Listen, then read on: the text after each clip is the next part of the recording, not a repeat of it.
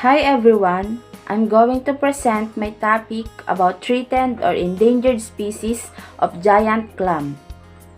Presented by yours truly, Jomarlene Hidalgo from BS Pass 2B, presented to BS Pass class, and Professor Wilma S. Urmaneta, Aquatic Resources and Ecology subject teacher. First, let's define what is giant clams. Giant clams are the largest living marine bivalves and typically inhabit tropical coral reefs in coastal regions. Giant clams are members of the subfamily Tridacnidae, which consists of two genera, which is Hippopus and Tridacna.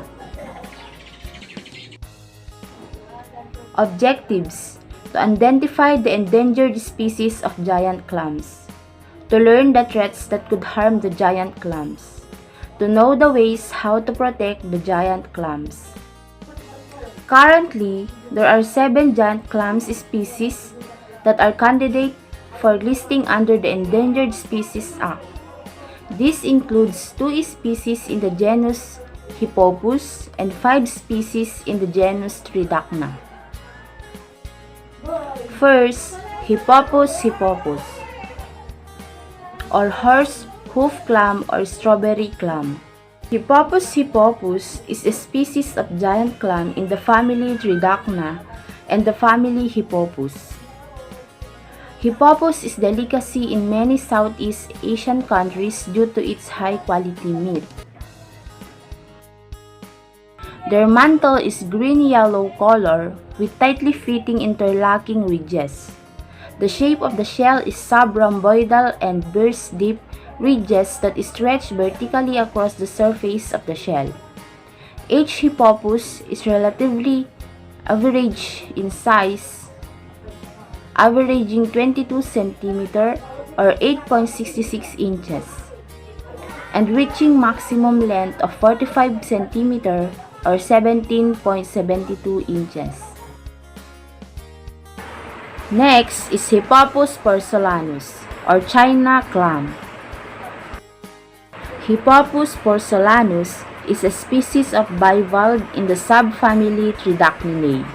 It is found in Indonesia and in the Philippines.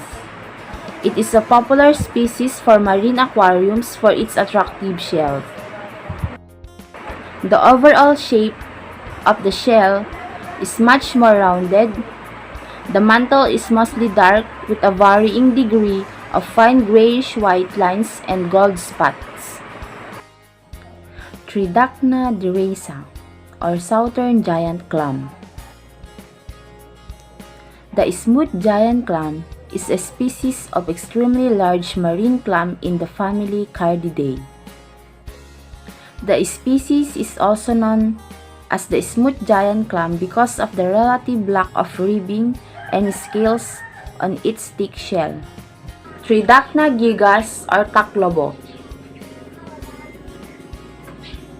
Tridacna gigas, or better known as giant clam or taclobo in the Philippines, is the largest living bivalve mollusk. They can grow larger than 4 feet across. According to the Philippines Department of Agriculture, it also considered an endangered species. Tridacna balwavana or Tevoro clam. Tridacna balwavana, the Tevoro clam, is a species of bivalve in the family Cardidae. It is currently listed on the IUCN Red List of the threatened species. Its unique shape and funky-looking pattern make it really stand out from all the other species.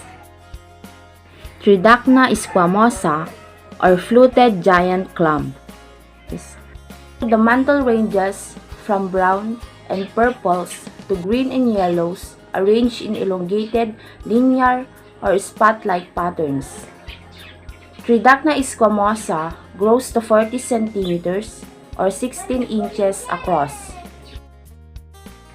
Lastly, Tridacna squamosina. So the shell is white It is elongated and has 5 to 7 deep folds in it, which relatively large, rather pointed tooth-like projection emerging from the upper part of each half.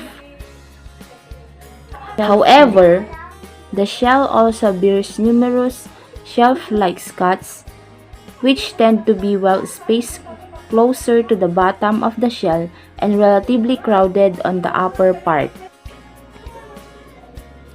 Why are giant clams important? They help to build and shape reefs and provide habitats. They provide food and algae factories and nurseries for fish or eggs. They help also to filter and clean the sea and indicate reef health. Giant clams face many threats. The suite of challenges facing these creatures include: number 1 is overfishing, habitat degradation and destruction, overharvesting for the ornamental trade, impacts from climate change, sedimentation and pollution, and disease. These threats have led to local extinction of multiple species, especially the larger ones, such as Tridacna gigas and T. deresa in many areas. These are the 4 ways to protect effectively threatened giant clams. Number 1 is survey, monitor, and directly protect giant clams within coral reefs site in the Coral Triangle. Number 2, support higher density of mature clams to stop declining population. Number 3, conduct awareness and education activities toward conservation of giant clams and coral reefs within coastal communities. Number 4, create marine surveillance and support effective management of marine protected areas.